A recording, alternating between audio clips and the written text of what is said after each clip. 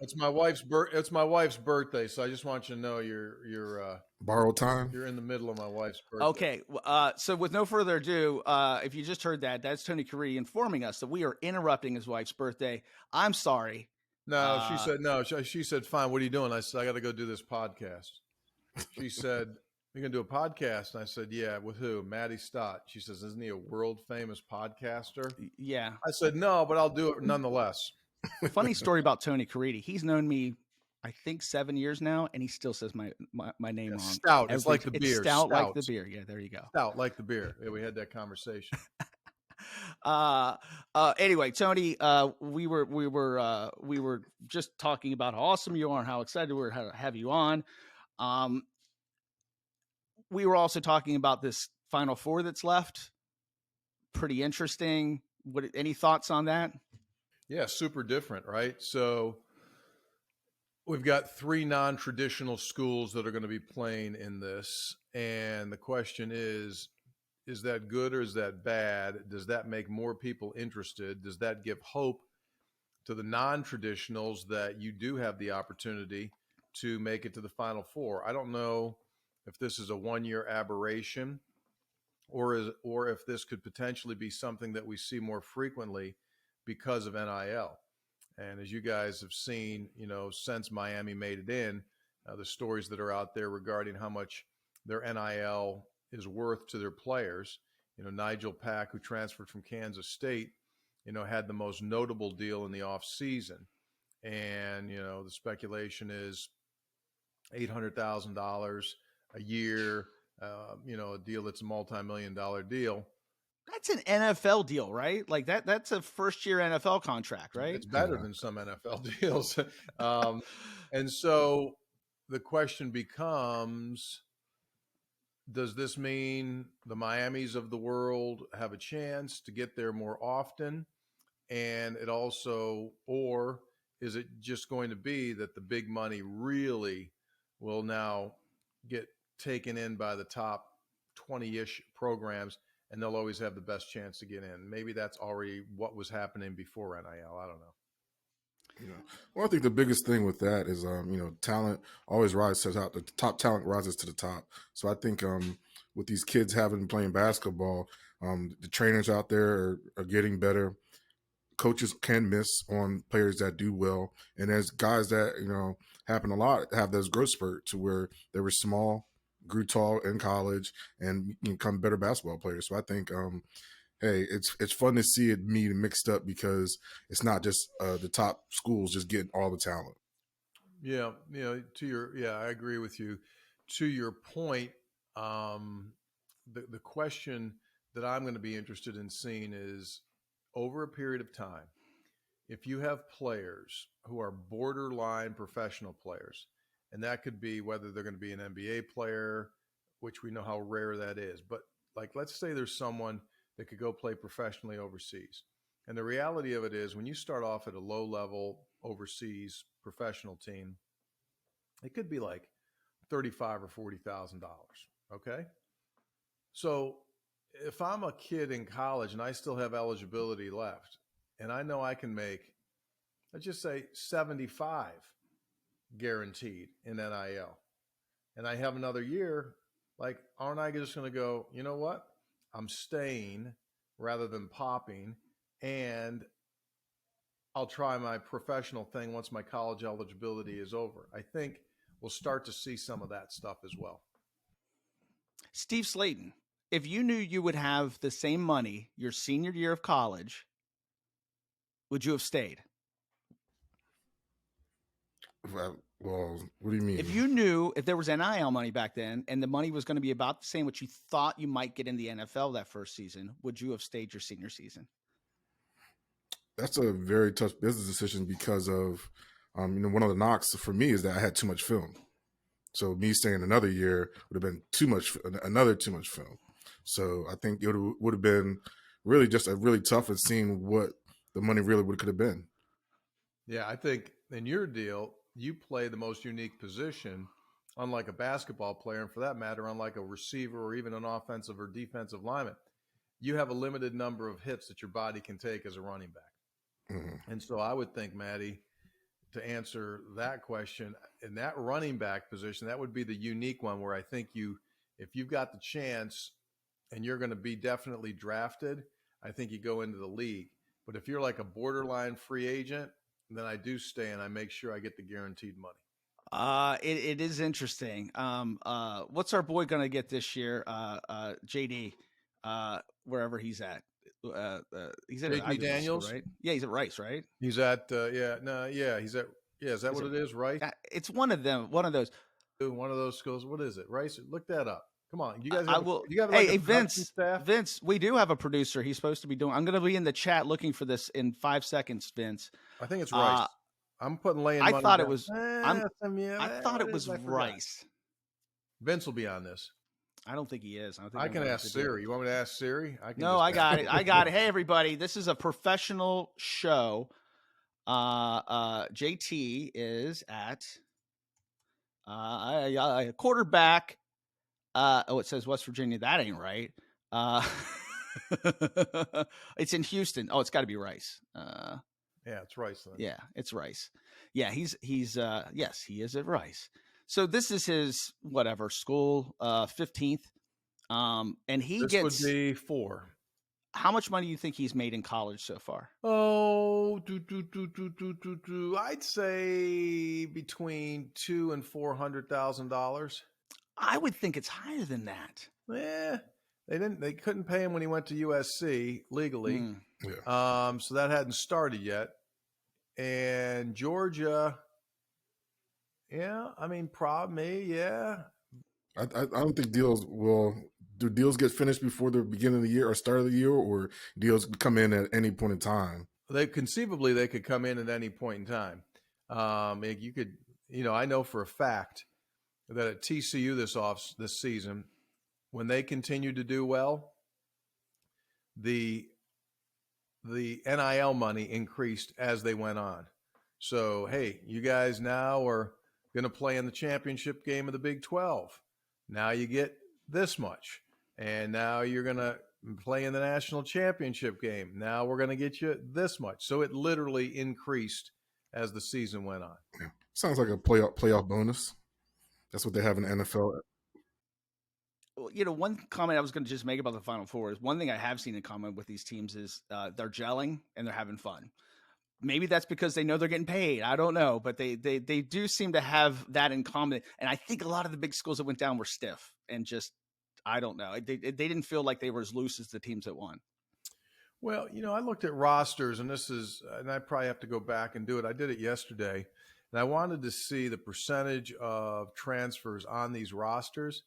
And quite honestly, it was less than I thought. Like, you would think we'd be like 9 and 10 on a team, but it was more like 3, 4, 5. So I was a little bit surprised by that. And maybe over time we'll learn that transfers have to be used like salt. Little cooking analogy here for you, Steve. Yeah, there we go. If you put too much salt in, you can crush the meal. And I think if you use it, conservatively, it's just enough and it can make everything good. I think probably the same is true in transfers. If you just try to live with a bunch of them, there's no way it'll all come together. I think you still have to have a base and a foundation. So people know who you are. Excuse me. We're killing Tony Caridi. We have killed Tony Caridi, everybody. This just in from the West Virginia news desk. Tony. Oh my gosh, we really are killing Tony Caridi. I'll tell you what, I tried to mute my mic there. I thought I had it muted, and then it didn't mute. Well, I mean, we could cut that out, but hey, Vince, cut that out. That was really it's very bad. entertaining, Vince. Don't listen. No, that was not good. I think the change of now with the transfer portal and other guys of nil money is that I don't think players are going to schools to play with each other. I think they're just going for the top money. Is that you got people who don't, still selfish and want the top dollar and probably pocket watching too at the same time. So I think that's really a problem because I can say that playing together freshman year going into summer school early, they really build up a bond with everybody and working together, damn near dying on a workout field. So I don't think a lot of schools, a lot of players are going for that fit. I think it's really some people just going for the top dollar all around Well, football and basketball. I do want to get into this. Tony, when you look at this season for West Virginia basketball, was it successful? I mean, we made the tournament, but is that all we can expect now? I mean, honestly, is this where we're at? Is this it forever? Tell me, Tony. Make me feel better or not. Oh, now you're muted. See, now you're muted. Now that you're talking and not coughing, you're muted. Tony, I don't know if, how do we need to get you into broadcasting We're school? good, right? Yeah, you're great. You're great now. So here's the answer to your first question. You said, was it a successful season? Okay. The previous year, you won 16 games and you didn't get to the NCAA tournament. This year, you won 3 more games, but for some reason, it seemed like you won 10 more games and you got to the NCAA tournament. So I think that to answer your question, the answer is yes. You know how hard it is. I mean, we saw a lot of teams that have great reputations and traditions not get into the NCAA this year, including the University of North Carolina. And so I think anytime you get to the NCAA tournament, there's no way that you can say that's not a successful season. Okay, so that's the first piece of it. Now let's go to the next levels of that. If you want to evaluate and say, should you have advanced past the first round? The answer was yes, you should have advanced past the first round. That Maryland team, it was an 8-9 matchup. It was there for the taking, and you did not get it done. You did not play well enough. You shot poorly. They shot well, which means you didn't defend well enough, and you blew a lead. And so in that, if you want to micro the thing down to the last game of the year, you should have absolutely been playing in the second round and take your shot against Alabama. So the answer to your question is somewhere in the middle. To say that it wasn't a successful season after not making the tournament the previous year and then getting in, I say, yeah, it was, but it's not. Obviously, everyone would, at a minimum, would love to be able to advance on and play some more games in the tournament. And do you think this is where the program is going to be, or I'm optimistic because I feel like he's starting to use the transfer portal, and I think this was a good. At least we looked better this year to players maybe who want to come in.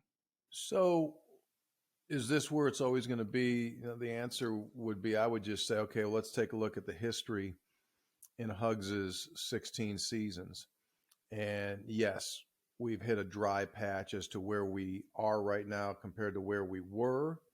But if you take a look at the totality of what can be done, we've had success, right? What did we make it to we've made it to the championship game on multiple occasions of the Big 12 tournament. We've made it to semifinal Friday on multiple occasions. You got to remember, if you're making it to the semifinal round, that means 6 teams aren't, and the 4 are still in there. And so we've had that run. We need to go back in regard to getting a identity.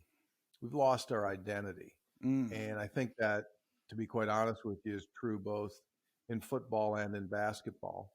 I thought the Press Virginia brand was a stroke of genius.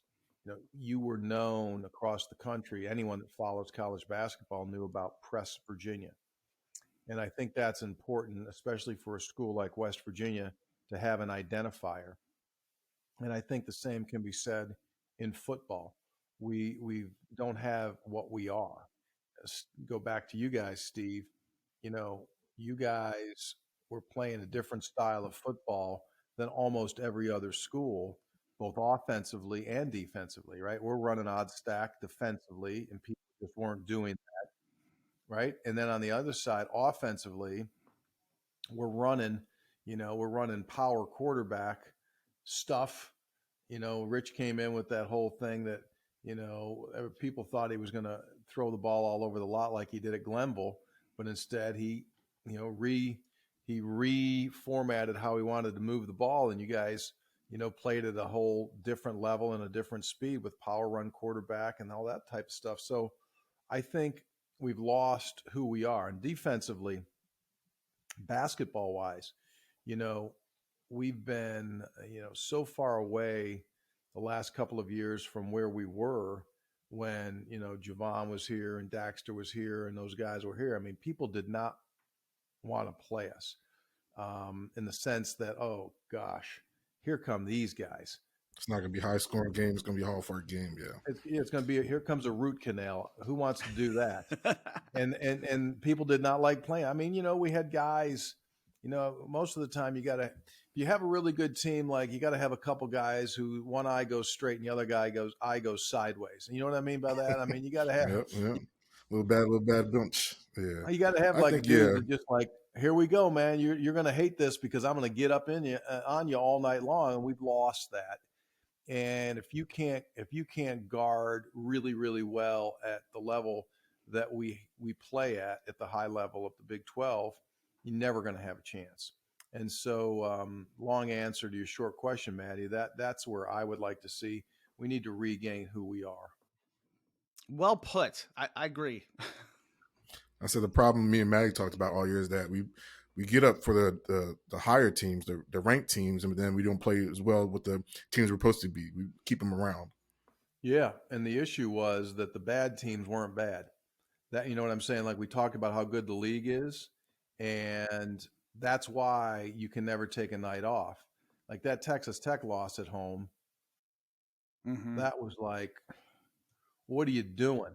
And what are you doing? You ran them off the floor in Lubbock, and you were unable to get them at your place. Now, I know they had a couple players come back in that game, but regardless, I mean, I look back, and I'll always look back on this season at the K-State loss, the Oklahoma State loss when we opened up the league with 2 straight road games. Those were 2 you should have brought back to Morgantown. Texas Tech game, 3. The Baylor game at our place first time, when we played them the first time, which was in Morgantown. I mean, those are all games that you get those, and now you're sitting there and you're talking about 23-24 wins, and you're talking about, like a 10 to 11 win season in the league. Those are game-changing things, and we just never were able to get those done. And I think a lot of that is the team had, there's one season to play together. You give that same team 2 seasons to play together, and they're going to win those games, I think. Speaking of like, we're just talking about like, what's our vibe now? What's our vibe? Have you gotten any vibe? Is there any vibe coming off of spring football and the team this year? It's got to be weird with the coach situation. I mean, what are you, anything coming out that you're hearing or feeling? It's too early. I think that everyone knows what the reality of it is. I mean, from Neil all the way down, everyone knows what the reality of it is. And you just try to get yourself ready as well as you possibly can and get in there and take your swings. The big difference, obviously, this season is that we've got 4 newcomers in the league, and West Virginia is one of 2 teams, Oklahoma State's the other, that are going to play all 4 of the newbies. So that means you're not going to see the 2 Kansases, Iowa State, and you're not going to see Texas this year. And for that matter, you're not going to see Texas again, right? Because they're going to go. Yep. So so the question becomes, okay, if you want to start doing the math, can you get Duquesne? All right, you're going to be a huge underdog. Like the last time West Virginia won at Penn State, Moby Dick was a minnow. It was the 1950s. So if you just want to do the math on it, you're going to be a heavy underdog. They're going to be they're definitely a top 15. They might be a top 10 team. They return. I think the line is already 14 or 18. It's really already. Yeah. So, okay, can you get Duquesne? Yes. Can you get Pitt at your place? What are you going to do against the newbies in the league? You're going to Central Florida. You're going to Houston. You're going to host BYU and Cincinnati. Okay, there's 4 games for you. Can you get that number that shows that the thing is on the incline and the pieces are going? That's going to be the question. And as I said, everyone involved knows what the reality of it is, and now it just comes down to getting the wins. Yeah, I mean, I like the direction of how we're getting back to. It seems like more the running game is going to be a strong suit. I think we have the backs and the quarterback right now, or even just a mix of quarterbacks to get it done. I feel the latter half of the season having Green in it changed the morale of everything to where we look of teams of old. Yeah. So you're right. And with all due respect to the guys that Neil inherited, that offensive line, talent wise, that he first took over here was as bad as I think I've ever seen. And from a talent standpoint, it just, you talk about cupboard bare, it was done. So they have done a build, and to their credit, they've got a solid offensive line. Fortunately, we've got some homegrown kids and Doug Nestor and Wyatt Milam and Zach Frazier that you just normally don't get three West Virginia guys at that level. We're talking about, Zach Frazier's premier center in the country. Wyatt Milam's an All-American. Doug Nestor is right there, as well. And so that's such an oddity to have three West Virginia natives on that line, but they have built a solid offensive line. And the same thing, Steve, to your point about the running backs, 3 out of the 4 running backs have had 100-yard games. So you would think they're going to, establish the run, be able to do it. And obviously it's going to come down to, how that whole receiver room is an unknown at this point. A couple of guys that were here for just a season a year ago transferred in, can they step up? Devin Carter, the transfer from NC State, looks the part. But what happens when it's for real? So I think they've got opportunity, but your quarterback position, you're gonna put either Nico or Garrett Green into that seat, and you're gonna run the ball at quarterback for the first time in a long time, right? You're gonna have designed runs, which is huge. We haven't had that quarterback that can extend plays for a long, long time, and I think you have to have that. I mean, when 3rd and 4 blows up, and you got a quarterback that can peel out of there and get 5 or 6, and that drive stays alive, it's just game-changing stuff. And I think both of these dudes can do that. And how is it? Can they throw the ball consistently enough? A lot of questions. For me personally, fingers are crossed. I've said it since Neil got here. I think that, he's the guy that you would want. He dots every I, crosses every T to run your program. But he would also be the first to know and say that ultimately it comes down to the W's. And it's been weird. We had to go through COVID. He had to do it the rebuild, then the COVID, and then the stupid schedule. It's overscheduled. I said it 15 years ago when they announced these games to be played. You do not need to be playing 2 Power 5s out of your 3 non-conference games. We're the only team in the country with Colorado that did it last year that played 11 Power 5s. That's dumb. We should be playing schools that you're going to be a double-digit favorite to beat. And I say this, like I always say, play one of your traditional rivals a year, whether it's Pitt, Maryland, Penn State, Virginia Tech. Take one. You play one of those guys every year. To do 2 of them in a year, no one else is doing it. You shouldn't do it. Hey, Tony, we're going to have to, I know you got to run a little bit because of your wife's wedding, and we got a game to do, but wife's birthday, not wedding, Matty. Well, I mean, sorry, your wife's birthday, wedding. If it's a wedding, then I really need to be put in the loop on that. Yeah, you're effed. But I did want to ask you a question. So oftentimes we'll get on and I will hear some stories about Steve's sons and Steve having to deal with them. Can you give him some advice? Because Andrew seems to be doing quite well. He's walking in your footsteps. And then, kind of let us know what's the latest with him and his announcing. So I was just literally listening to him before I hooked up with you guys. West Virginia's playing Marshall in baseball tonight. And last I knew it was like 7-3 or something like that. So Yeah, he's having a really good first year doing Mountaineer Sports Network stuff. He went to school at WVU. He jumped right in when he was a young guy. First year, he worked at the campus radio station. Second year, started doing WVU hockey. And then he did volleyball and soccer on the internet streams for WVU. I did 2 years of minor league baseball, the West Virginia Black Bears, and then graduated and went to Martinsburg, and he did Shepherd University football, basketball for 3 years. And then COVID happened in 20. He came back home and was freelancing and trying to grab anything and everything that he could.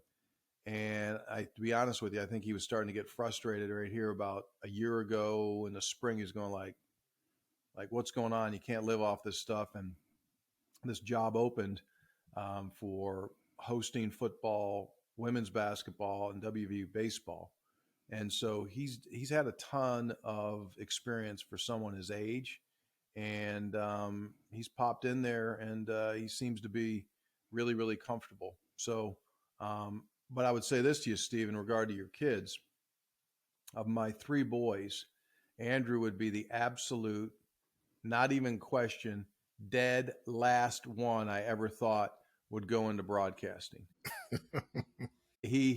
If he said 100 words in a week growing up, huge week for 100 words. My man That's was funny. just like, he was like Charlie Chaplin. Head nods. And so when he told me he wanted to be a play-by-play announcer, I literally said to him, I said, dude, you do understand play-by-play announcers speak. He said, yeah, I get it. I know.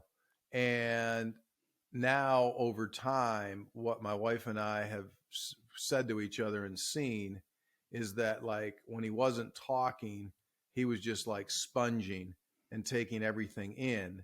And then when time came, he went like, I got this. And he jumped right in. And so my point to all of that, Steve, is that sometimes you think you know, but you don't know. And you got to let them just you just got to nurture them and just like let them go do their thing, and they'll surprise you, I think. Hope we get turned around. Yeah, they'll surprise. How old are your boys? 16, 14, and the baby girl is 6. Yeah. Wow, 16, 14. So, yeah. If I had to do it over again, I would be a little bit less intense and OCD on them, especially my first one, you know? Yeah. Well, I feel like my intense and OCD is why we're in 9th grade. He's on the track to be in the same grade with his brother. I hear you. Well, in that case, then you might want to go high level intensity. Yeah. All right. So everybody knows the name Tony Caridi. It is a great. That's his name. He's never had to use a pseudonym that I know of. But I came up in radio when everybody's name was a little weird and funny. And today we're going to play the announcer name game. So Stephen, Stephen Tony, whatever your name is, I'm going to say a name. Now this could be the name of a DJ at some point in history, or it's one I made up. All right, I'll give you one to start. Matt the Ripper. Matt the Ripper. Wow. It sounds like a DJ. It sounds like a name. I'll go with that. I'm just going to play the opposite side of it. That was my first air name. Ooh. Yeah. Kaiser, West Virginia. In Kaiser, West Virginia. You're right. Matt the Ripper at Q94, the rockin' best. That might have been back in my head, man. Okay. So that's one for Steve and none for Tony. The Pimp with the Limp. Is that a real DJ name or is that a one I made up? You made it up. And what do you think, Steve? I mean, it's not a made up name. Pimp with the Limp is not a made up name. Well, I think somebody used it. Yeah. That's 2 for Steve. That's a DJ in Miami, Florida. Thought that would be in the West Coaster or Detroit. All right. The next one, Dolly Tater Tots. Dolly Tater Tots. You made that up. Dolly Tater Tots. I mean,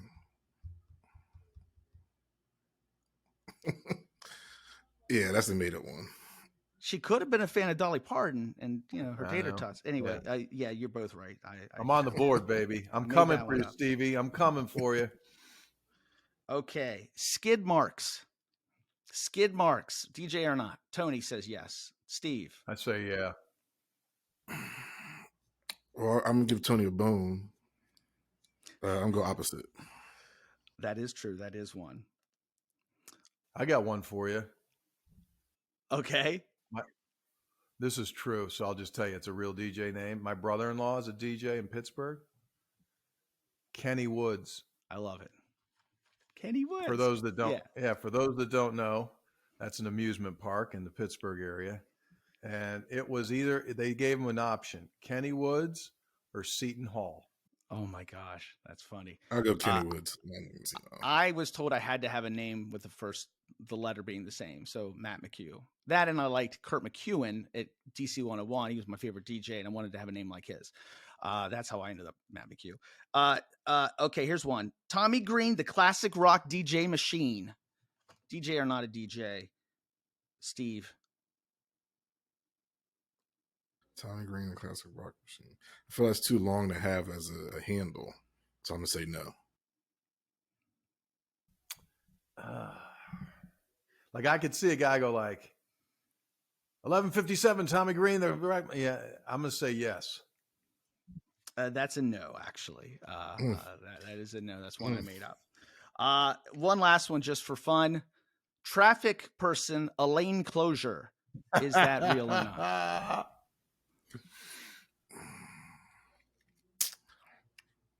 I feel like that's very clever. It's very, very, very clever.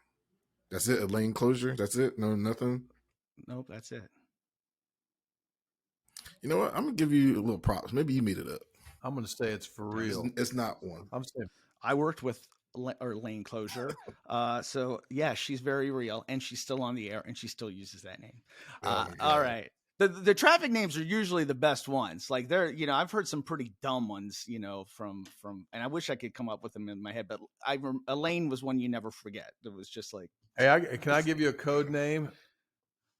So in a game, when a football or Mountaineer basketball game goes on, normally this is non-conference early in the season, and things oftentimes in basketball get out of hand, and like a coach, West Virginia's up like 400 points, and they'll start to put players in that aren't in the roster, like a walk-on that doesn't even have a like jersey name or anything. We go when it's not on any sheet, he automatically becomes Roscoe Swarps.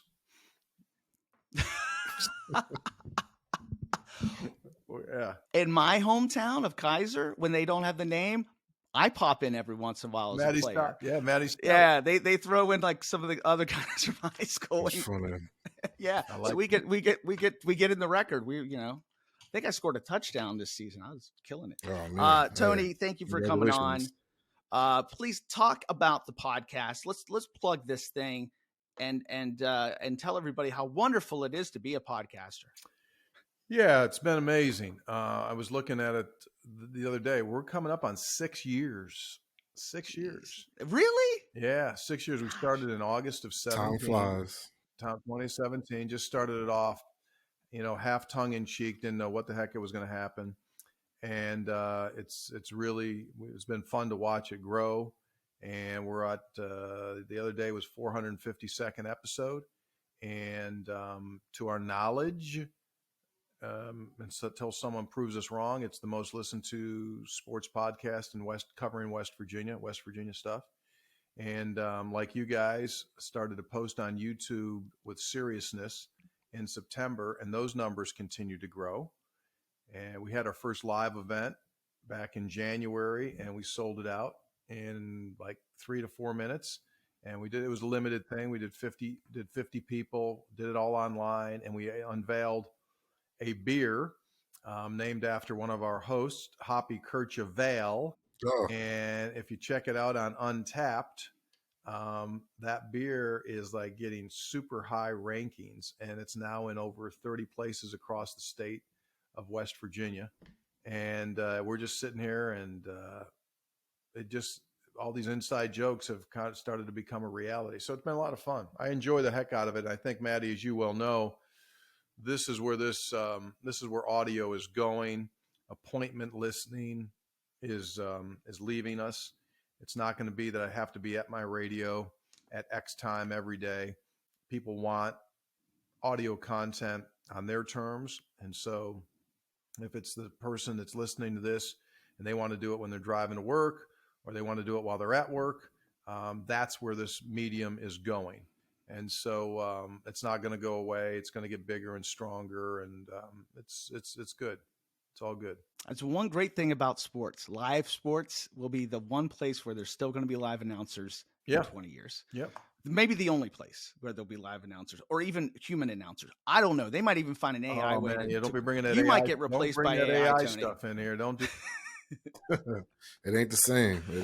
They'll just sample Tony's voice, and he could be the voice of the Mountaineers forever. Well, I mean, you know what? That's the thing. I think a lot of common people that aren't in the broadcast business don't know yet that the AI can, like, if you take Matty's voice right now and get enough of it and put it into an artificial intelligence piece, they will take every sound from Matty's voice, and then all you have to do is type words, and Matty Stout is saying those words. That is a mind blower. And you think about the application for that. You know, you're going to start hearing commercials, and they're out there right now. They're already out there. There are several actors that don't exist. They don't exist. It's like fake models, right? It's the same thing with voice. And so that is an absolute paradigm shifting development in broadcast, that you now have artificial voices that people have no idea are artificial. And it's going to take a lot of people out of work. It creates jobs on the other side, but it's a whole new deal. Yeah. James Earl Jones, I believe he has his voice licensed now, and people can use his voice. And just think, with movies, like forever, a character can have the same voice, and then they can do AI. Anyway, I don't want to get all the AI stuff. Steve Slade, tell everybody how to get hold of you in reality. As always, on Twitter, Steve23Slayton. On Instagram, Mr. Slayton. I got my Twitter back, people. It only took 7 weeks and an insider at Twitter to get it back. At Matty Stout, MattyStaudt. But more importantly, follow the podcast at Burning Couch Pod on Twitter, on Instagram, and check out our YouTube. It's blowing up. I guess people like watching this for some reason. But thank you for watching, and we do appreciate you. And if you haven't, go on there. Our YouTube guy is great. Great clips, all kinds of stuff. I don't understand all of it, but he's doing well. Anyway, thanks for listening. Tony, thank you, man. Thank you as always. Hey, man, it's always my pleasure seeing you guys. Be safe, and hopefully we'll see you soon. All right. Yes, sir. Tell the missus happy birthday. Happy birthday, and have a nice wedding. Yeah. They're eating wedding cake. From Jam Street Media.